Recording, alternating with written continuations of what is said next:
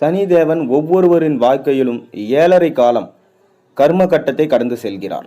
மேலும் சேட்சதியின் கட்டம் ஒவ்வொருவரையும் அவர்கள் வாழ்க்கையில் எதிர்கொள்ள வேண்டும்.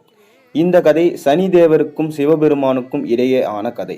சனிதேவன் சிவபெருமானுக்கு மேல் 7.5 சனி அமைக்க வேண்டும். அதாவது ஒரு நாள் காலையில் சனிதேவன் கைலாயத்திற்கு சென்று சிவபெருமானிடம் 7.5 தனக்கு மேல் அமைய வேண்டும் என்று கூறினார். சனிதேவரின் இந்த வாக்கியத்தை கேட்டு சிவபெருமான் சாட்சாதி அமைக்க மறுத்துவிட்டார். ஆனால் சனிதேவ் இது தனது கடமை, அதை தவிர்க்க முடியாது என்றார். சடசதியை அமைப்பதற்காக சனிதேவருக்கும் சிவபெருமானுக்கும் இடையே நிறைய மத மாற்றங்கள் நடந்துள்ளன. அதனால் எப்படியோ சிவபெருமான் சிறிது நேரம் சனிதேவனை உற்று நோக்கும்படி சமாதானம் செய்து கொள்கிறார். சிவபெருமான் சனிதேவரிடம், நீங்கள் எவ்வளவு காலம் என்னை பார்த்து கொண்டிருப்பீர்கள் என்று கேட்டார். சனிதேவருக்கும் சிவபெருமானுக்கும் இடையே நடந்த உரையாடலில் சனிதேவ், என்னை 5 வருடங்கள் அல்லது குறைந்தது 2.5 வருடமாவது வசிக்க அனுமதியுங்கள் என்றார். ஆனால் சிவபெருமான் இதற்கு 7.5 மாதங்கள் அல்லது 7 நாட்கள் கூட உடன்படவில்லை.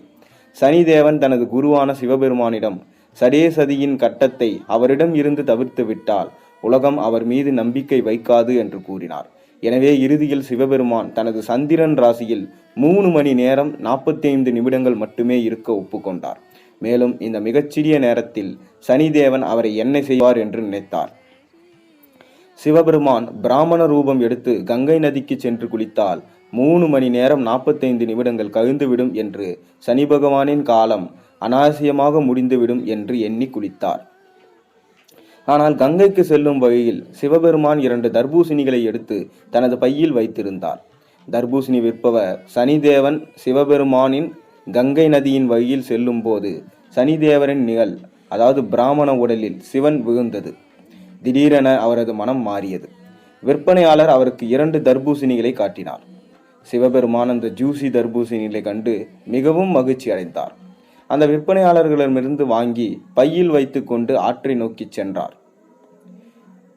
இதற்கு முந்தைய நாள்தான் வேட்டைக்காக காட்டுக்குள் சென்ற அரசன் 2 மகன்களை காணவில்லை. மன்னன் தன் மகன்களுக்காக ரொம்பவே கவலைப்பட்டான். எனவே அவர் இளவரசர்களை தேடுவதற்காக வீரர்களை காட்டுக்கு அனுப்புகிறார். அப்போது தேடும்போது வீரர்களில் ஒருவர் பிராமணரை, அதாவது சிவன், அவரை அடைந்து தனது பையை காட்டும்படி பிராமணரிடம் கேட்டார். அந்த பிராமணர் அதற்கு பதிலளித்தார், பையில் 2 தர்பூசணிகள் இருந்தன, ஆனால் பையில் இருந்து ரத்தம் சொட்டுகிறது. உடனே பிராமணன் அதிர்ச்சி அடைகிறான். சிப்பாய்கள் அந்த பையை பிராமணரிடமிருந்து எடுத்து அதை திறந்தனர். வீரர்கள் அரசனின் மகன்களின் வெட்டப்பட்ட தலையை கண்டனர். தர்பூசணி பழமான சனிதேவரின் பார்வையால் அரச மகனின் தலையாக மாறியதால் இந்த மாயை ஏற்பட்டது. சிப்பாய்கள் பிராமணரை கைது செய்து கோபமடைந்த மன்னர் முன் பிராமணரை காட்டுகிறார்கள். பிறகு அரசன் பிராமணரிடம், நீ பிராமணன் அல்ல, நீ ஒரு கொலைகாரன் என்று கூறிவிட்டு பிராமணனை சாகும் வரை தூக்கிலிடுமாறு தன் வீரர்களுக்கு கட்டளையிட்டான். சிவபெருமான் பிராமணர் என்பதால் சில நிமிடங்கள் காத்திருக்குமாறு வீரர்களை கேட்டு காப்பாற்றப்பட்டால் 10,000 பொற்காசுகளை தருவதாக கூறினார். சனியின் பார்வை காலம் விரைவில் முடியடையும் என்பதை சிவபெருமான் அறிந்தார். பிறகு சிவபெருமானின் நிபந்தனைகளை வீரர்கள் ஏற்றுக்கொண்டனர்.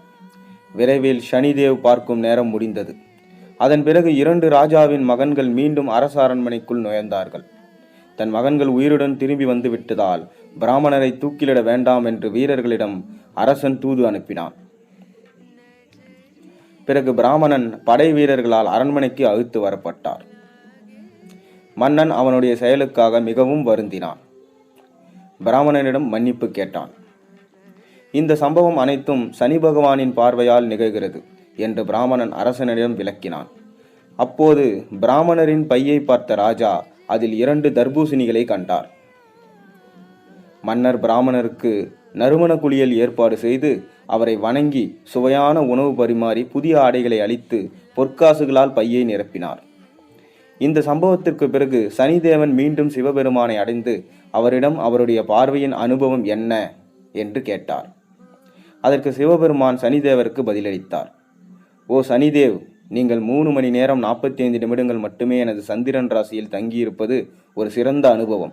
அப்படியென்றால் 7.5 வருடங்கள் நீ என்னிடம் இருந்தால் என்ன நடந்திருக்கும்? சிவபெருமானும், ஆம், சனிதேவா, நீ உலகில் மிகவும் சக்தி வாய்ந்தவன்.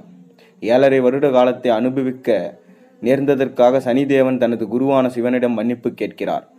மேலும் நான் உங்களை இனி ஒருபோதும் தொந்தரவு செய்ய மாட்டேன் என்று கூறுகிறார்.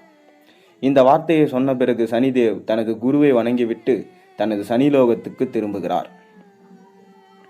இந்த கதையின் மூலம் சனிதேவன் எவ்வாறு முழு உலகத்திற்கும் நியாயமான நீதியை வழங்குகிறார் என்பதை நீங்கள் புரிந்து கொள்ளலாம். மேலும் சனிதேவன் நல்லது செய்வர்களுக்கு நல்லது செய்வார், கெட்டது செய்வர்களுக்கு கெட்டது செய்வார். ஒரு தராசை போல அவரவர் செய்த புண்ணிய பாவங்களுக்கு ஏற்ப அவரவருக்கு தண்டனை வழங்குவார். யாரும் சனிதேவரை பார்த்து பயப்பட வேண்டிய அவசியமில்லை. நான் இதற்கு முன்பு கூறிய கதையான நலன் தமயந்தி கதையை கேளுங்கள். சனிதேவரின் உக்கிர பார்வையிலிருந்து விடுபெற்று அனைவரும் இன்பம் பெறுங்கள். நல்லதே செய்யுங்கள், நல்லதே நடக்கும்.